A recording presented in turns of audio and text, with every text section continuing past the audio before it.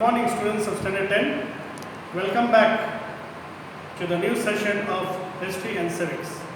The previous topic we have dealt about the UNO, that is its formation, its aims and objective.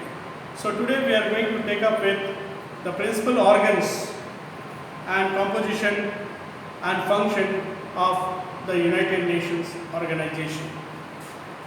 So under Article 7, the UN Charter established the following 6 principal organs of the United Nations, that is the General Assembly, the Security Council, the Economic and Social Council, the Trusteeship Council, the International Court of Justice and the Secretary.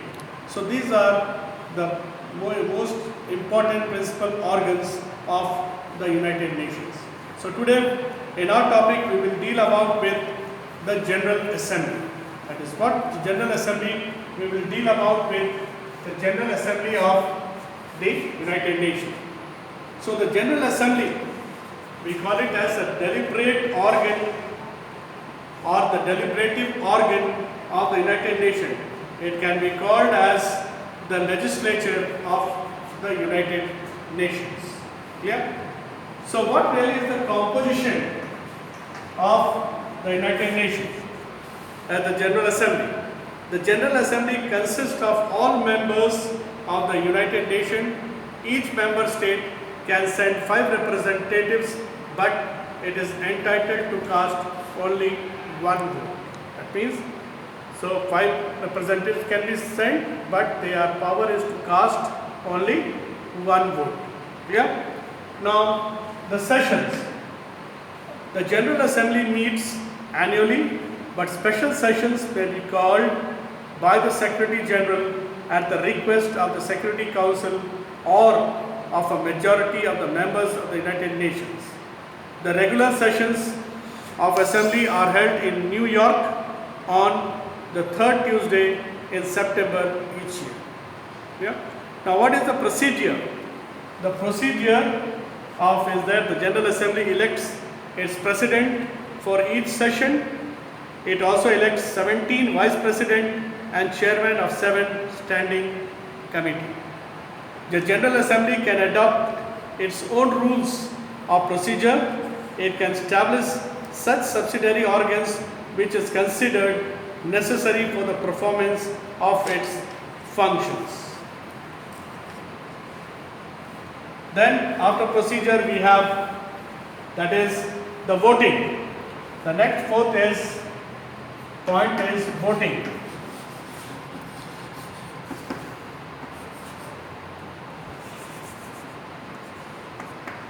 So the fourth is the voting.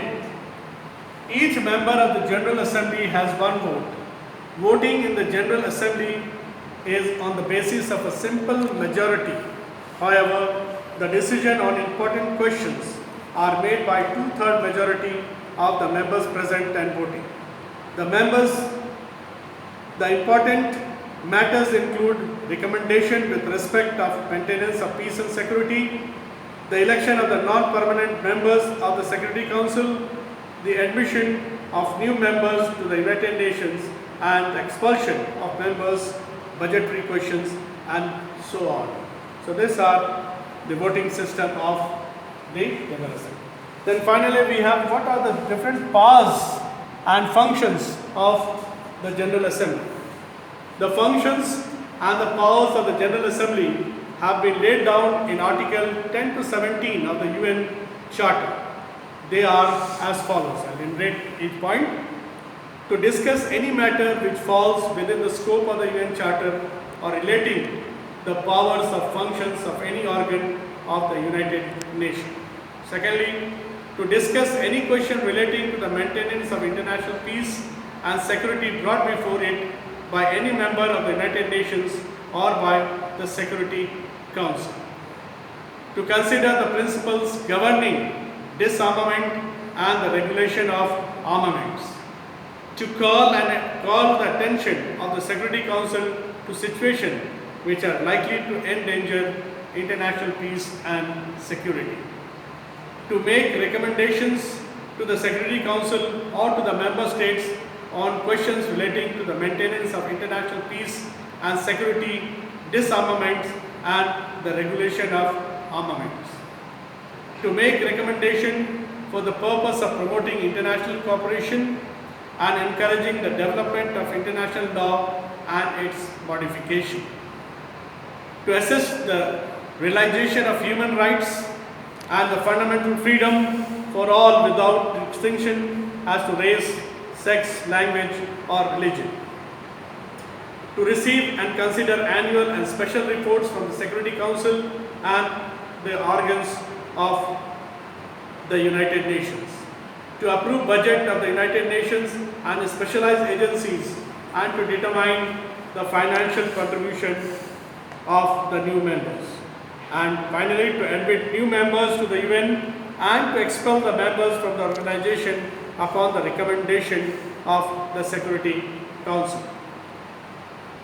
Then to elect the non-permanent members of the Security Council, the members of the Economic and Social Council and the members of the Trusteeship Council. And finally, to adopt the amendments of the Charter of the United Nations. So this is generally the next we have Uniting for Peace Resolution. Now, under the UN Charter, the Security Council is charged with the primary responsibility for maintenance of international peace and security. Under the Uniting for Peace Resolution adopted by the General Assembly on 3rd November 1950, the Assembly is authorized to consider a threat to or a breach of international peace and security whenever the Security Council is prevented from doing so due to lack of unanimity among its permanent members. The resolution authorized the Security Council is prevented by the veto from the exercising its primary responsibility for the international peace and security. The General Assembly has been authorized to make recommendation to the member states for collective measures including the use of armed forces. The Uniting for Peace resolution has enabled the General Assembly to discuss the issue of peace and security with the Security Council. The General Assembly is empowered to consider any breach of peace or act of aggression and thereupon make recommendation for collective measures, but it has no power to make its recommendation obligatory. However, this resolution has considerably reduced the importance of the veto of the big powers of the Security Council. So today we have only this. Coming up next would be the Security Council, its composition, its functions and its powers. Till then, go through the topic, take care of yourself and God bless you.